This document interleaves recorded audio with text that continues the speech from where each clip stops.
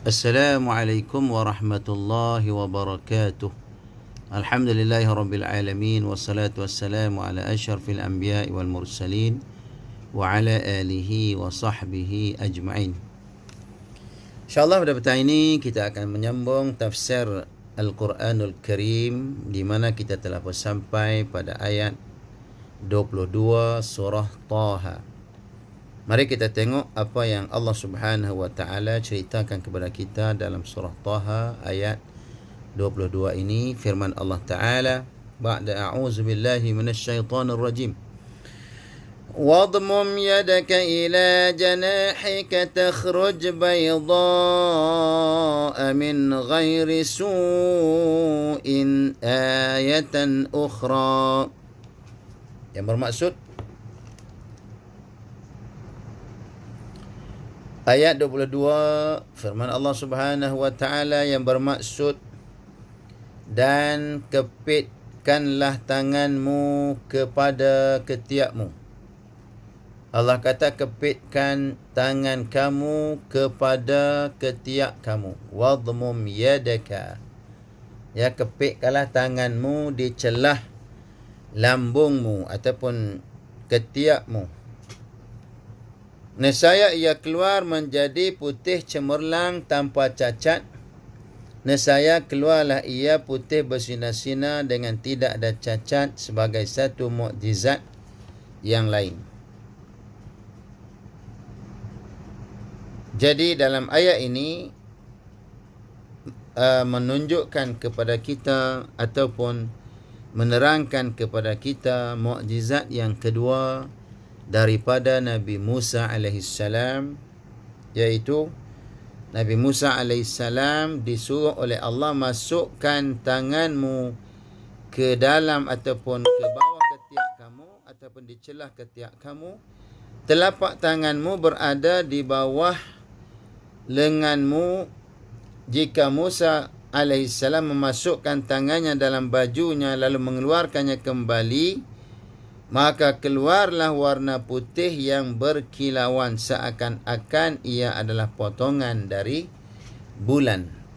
Seolah-olah macam cahaya bulan. Ya, dia masukkan tangan di bawah ketiak dan dikeluarkan, maka kelihatan putih. Cahaya yang putih. Warna putih yang berkilauan. Disebut di sini warna putih yang berkilauan. Tangan itu keluar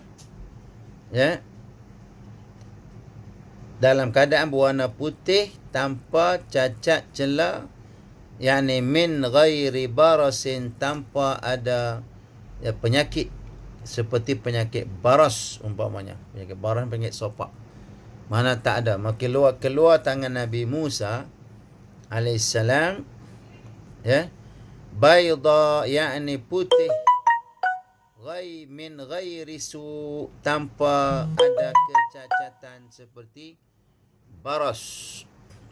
baras umpamanya, ataupun seperti cahaya matahari yang menutupi pandangan mata. Maka seperti cahaya mata yang menutupi pandangan mata, itu maknanya cahaya putih itu. Dia bukan seperti orang-orang yang cacat. Baik. Yang maknanya keluarnya tangan Nabi Musa dalam keadaan cantik, putih, bersih, tanpa ada kecacatan. Nah, bila keluar begitu, tangannya putih, bersih, tanpa ada kecacatan. Itu nak cerita, itu mukjizat yang kedua. Nabi Musa alaihissalam. Keluarlah dia, takhruj bayda min ghairi su, menjadi putih cemerlang tanpa cacat celah, yakni tanpa belang, tanpa cacat, tanpa kecelaan. Maka dengan demikian Nabi Musa mengetahui bahawa dirinya telah bertemu dengan Tuhannya. Dengan itu Nabi Musa pun tahu. Bila Allah perintah begitu, dia pun buat.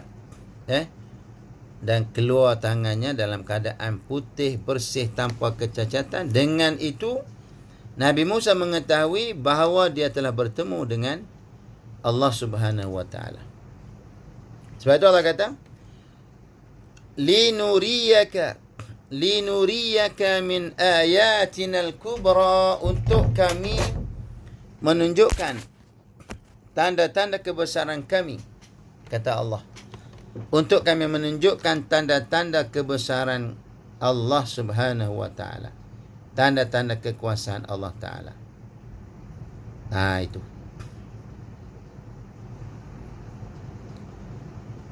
Jadi ini salah satu tanda. Jadi Allah taala boleh tunjuk tanda kebesaran dia. Allah taala boleh tunjuk di dalam semua keadaan. Ya, Allah boleh tunjuk dalam semua keadaan. Ya, dalam semua bentuk mukjizat. Allah Maha berkuasa. Di pengajaran kita di sini, tuan-tuan, Allah Ta'ala Maha berkuasa. Allah Ta'ala boleh menunjukkan apa sahaja kekuasaannya. Ya, termasuk mukjizat Nabi Musa yang pertama, tongkat menjadi ular, ataupun mukjizat yang kedua, tangan masuk bawah ketiak, keluar tangannya menjadi putih bercahaya tanpa kecacatan. Ya, itu adalah merupakan tanda-tanda kebesaran Allah Azza wa Jalla. Lalu Allah perintahkan, izhab ila fir'auna innahu tagha. Allah kata, pergilah kamu kepada Fir'aun, sesungguhnya dia telah melampaui batas. Maka Allah Ta'ala memerintahkan Nabi Musa AS melaksanakan dakwah. Ya, izhab ila fir'auna innahu tagha, pergilah kamu kepada Fir'aun, karena Fir'aun itu sesungguhnya dia telah melampaui batas. Fir'aun itu, ya, dia telah melampaui batasan. Ya, Fir'aun itu sangat-sangat melampaui batasan.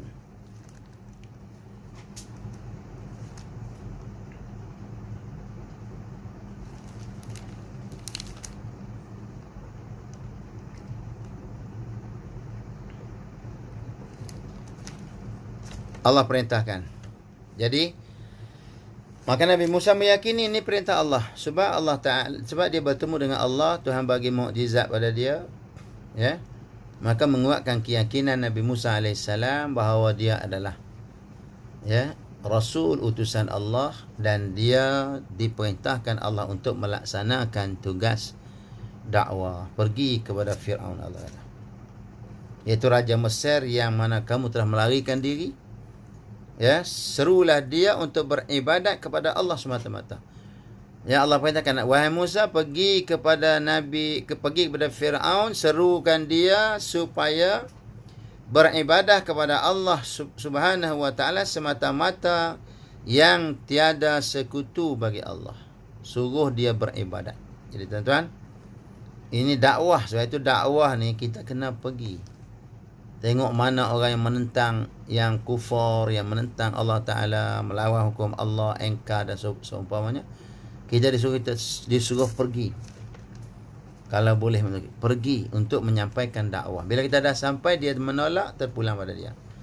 Fir'aun menolak dakwah Nabi Musa AS, terpulang dia lah. Tapi yang paling penting, Nabi Musa telah melaksanakan tugas. Ya. Demikian juga kita, kalau kita menyampaikan dakwah pada orang, dia tak nak terima, terpulang pada dia. Yang penting kita telah melaksanakan, yang penting kita telah menyampaikan. Mungkin lambat laun dia akan terima. Macam orang yang buat salah lah. Kita dituntut menegur. Kita dah tegur, sudah serahkan kepada Allah. So dia nak buat tak buat, terpulang. Tapi kita yakin satu hari bila dia ingat, satu hari dia akan ingat apa yang kita nasihat. Mungkin satu hari dia akan buat juga. Kadang-kadang orang ni dia tak boleh terima nasihat sebab sifat ego dalam diri dia, kan. Bila dah hilang sifat ego itu, mungkin dia akan rasa nak buat benda tu, kan. Dia akan nak rasa nak berubah. Dia rasa nak berubah mungkin, ya. Jadi sebab itu pengajaran ayat ini dakwah, teruskan dakwah kepada siapa saja yang tidak taat kepada Allah Ta'ala, kita teruskan dakwah.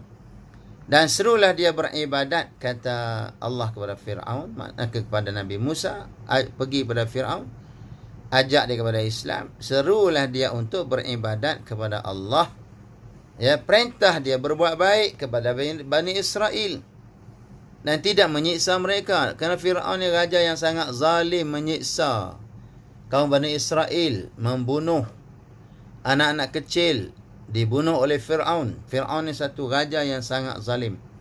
Maka Allah suruh Nabi Musa pergi sampaikan dakwah kepada Fir'aun ni, melampau Fir'aun ni.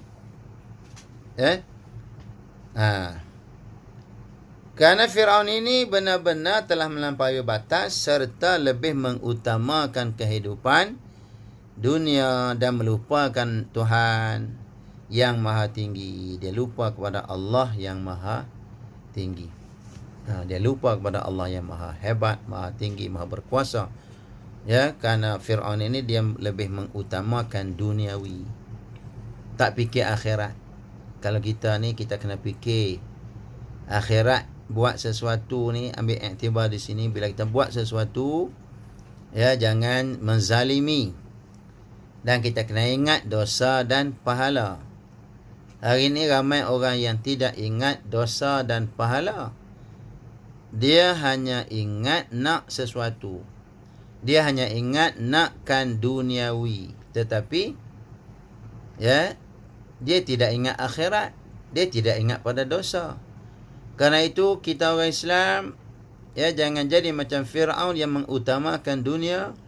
Kita orang Islam buat sesuatu nak meraih pahala daripada Allah, niat, ya, dan nak menjauhi daripada dosa. Kita kena fikir, kita buat sesuatu, aku dapat pahala. Aku sedekah dapat pahala. Aku puasa dapat pahala. Aku puasa 6 dapat pahala. Aku keluar zakat dapat pahala. Aku, ya, bersedekah sunat dapat pahala. Fikir nak mengumpulkan ganjaran Allah Ta'ala. Itu yang penting bagi kita. Ya.